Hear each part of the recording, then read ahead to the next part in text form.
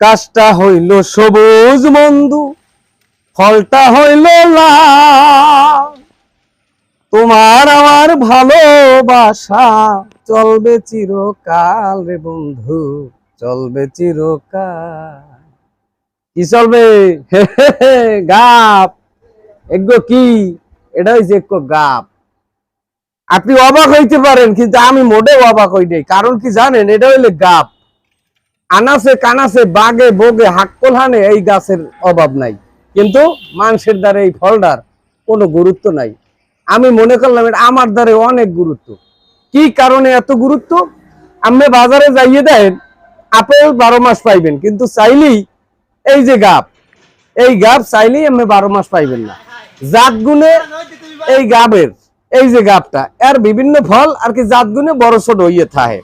এটা ধরেন এই এক গাব, এগো কিন্তু পাকা, হ্যাঁ, কিন্তু জালি দেখতে বলে নাই। এটার কারণ আছে, গাছ ছোট, জিনিসও ছোট। গাছ বড়, গাবও বড়। আবার এর মধ্যে বিভিন্ন জাতের হয়, কালারফুল হয়, কিছু হয় গোলাপি, কিছু হয় গাঢ়লার, কিছু হয় টকটকিয়ে হলদিয়া।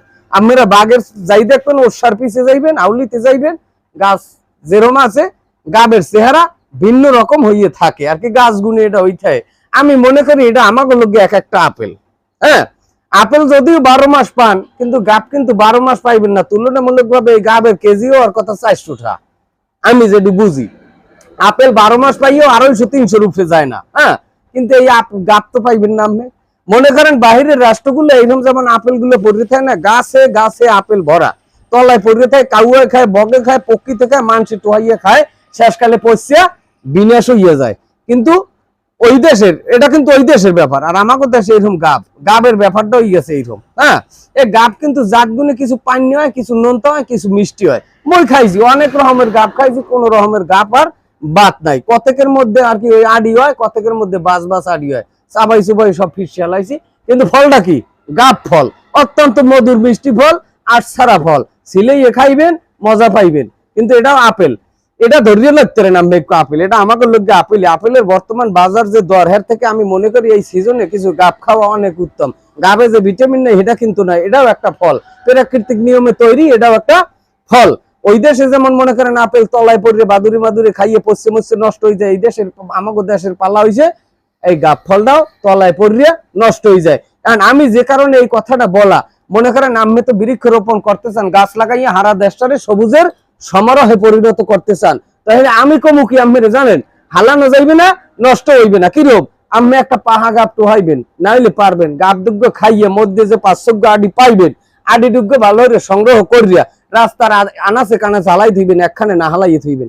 সিজনে ওই গাব গাছ হয়ে যাবে, এটার প্রতি কোনো যত্ন লাগবে না, আমনে আমনে গাছ হয়ে যাবে যদি আডি কয়টা ঠিক মতো হালাইতে পারেন। এটা একটা গাব ফল। আমরা গাব ফল খাইছেন কিনা করতেন না, মোহে দিলে মিডের কোনো অভাব নাই। এই যে গাব একটা আড্ডি পাইবেন না। এই যে আডিগ্য দেখেন না, এই আডিগ্য আটু রয়ে গেছে।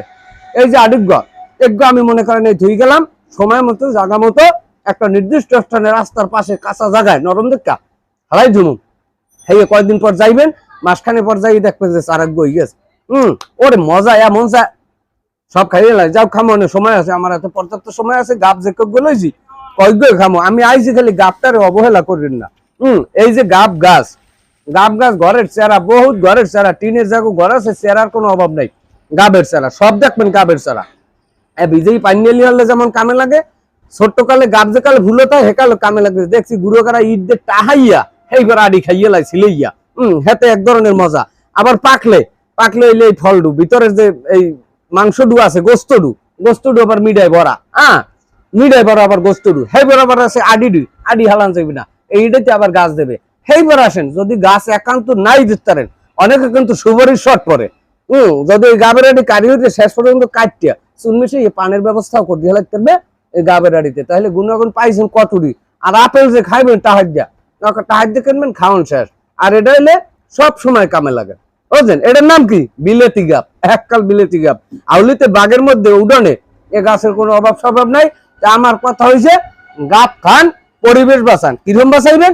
আডি ডুগ্গ নিয়ামের নিজ দায়িত্বে একটু রাস্তার পাশে হালাই থইবেন। অসংখ্য ধন্যবাদ। তাহলে গাবের প্রতি সবার যত্নবান হইতে হবে, আমার কথা হইলে এইটা।